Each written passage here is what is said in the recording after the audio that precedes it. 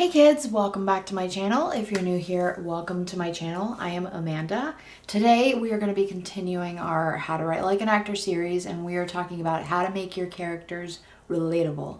You'll hear from a lot of writers to give your characters flaws to make them believable, that nobody is perfect, that every person has flaws, they have strengths, and that you should have a good blend of both to make your character as believable as possible. First of all, this is absolutely true. Secondly, I am of the opinion that this should apply to all characters, not just protagonists or supporting cast. It should also apply to your antagonists or to your villains. Making a villain relatable is part of what makes a great villain. Relatable doesn't necessarily mean that you agree with the things that they do or that you even like the character.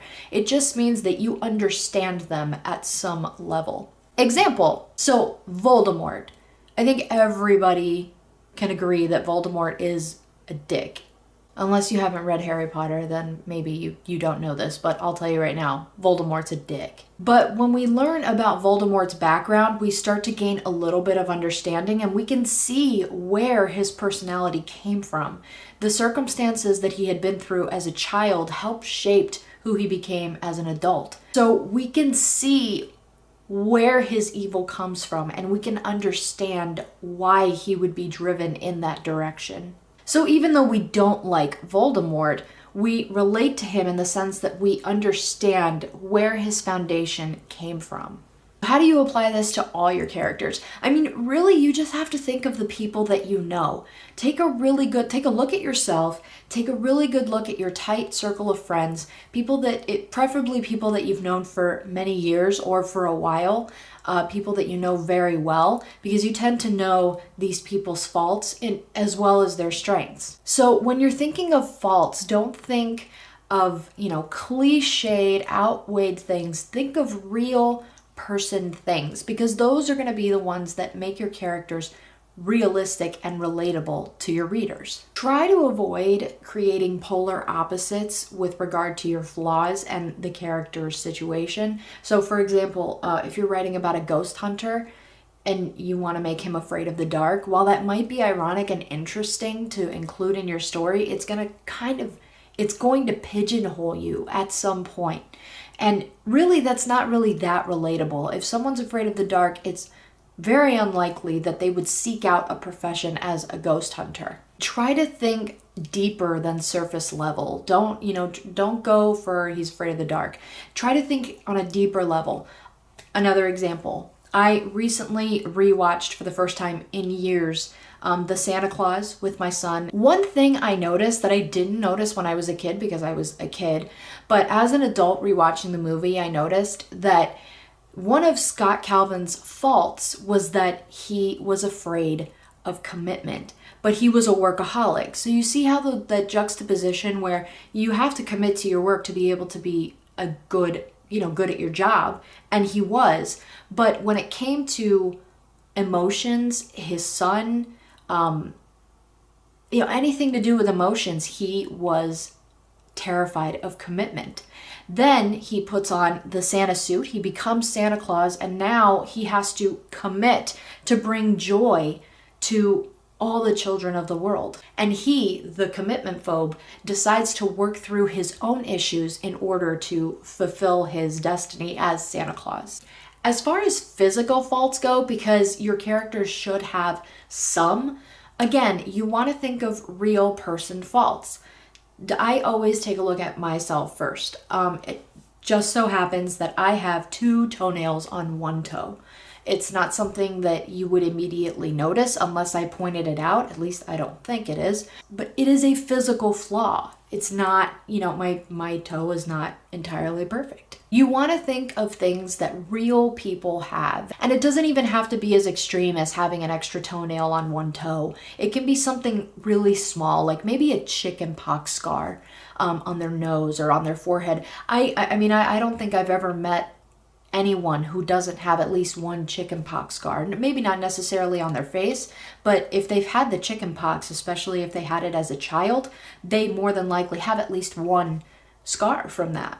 A lot of the times, physical flaws is part of what makes a person's face uniquely their own, and actually adds charm and interesting characteristics to their face. So I mean, even just a scar on their chin, a scar on their forehead, scar on their brow, maybe a crooked nose that looks like it's been broken a couple times. Physical flaws really only serve to make your characters more interesting and more believable, because when you include those physical flaws in their physical description, they seem more like everyday people. So a little experiment. Right now, I would like you to, well, maybe after this video. After this video, I would like for you to open up a new tab, and I'd like you to go to Google Images and search your favorite celebrity. Search for images of them and take a look at those images and find a physical flaw on their face. I guarantee you that you will find one. I actually tried this myself. I found one in Channing Tatum. I found one in Jeffrey Dean Morgan. I did it with dozens of celebrities, even female celebrities. I have done this. And these are beautiful people. They are attractive people. Actually, it's their physical flaws that if they were perfected, they would look like a completely different person and they might not be as attractive. So don't think of your physical flaws for your characters as something that you're, giving them to ugly them up. Think of them as something that you are giving to them to make them their own person and their own kind of attractive. When it comes to personality flaws, like I said, you want to go deeper than surface level. You want to go into deep-rooted issues that a character will have to work throughout the story. And you want it to be something that's not so outrageous that it's just completely unbelievable. You have to tailor that flaw to the character, and always think about how they're going to work through it, and ask yourself, is this going to make them a better, stronger, wiser person? If the answer is no, look deeper. The last piece of advice I want to give you: let your characters fail.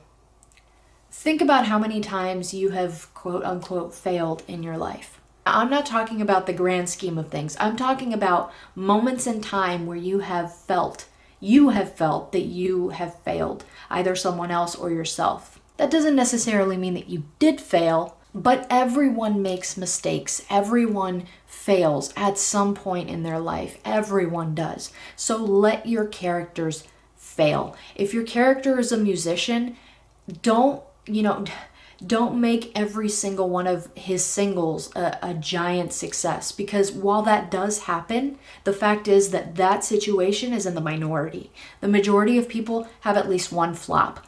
Tom Hanks even has a slew of movies that he did in the 80s that, are not his best. So let your characters fail. And more importantly, when they fail, allow them to experience that failure so that they can grow and become, again, more wise, stronger. They'll grow as a character. So let them fail. And that's all I got for you today, kids. Those are ways to make your character more relatable. Are there any other ways that you guys can think of to make your characters more relatable? Leave them down in the comments below. Make sure to like this video, hit that subscribe button, and ding the little bell so that you get notifications every time I post a new video. I post every Wednesday and Friday. Be sure to follow me on social media. All of the links will be down below. Thank you guys so much again for watching, and I will see you next time.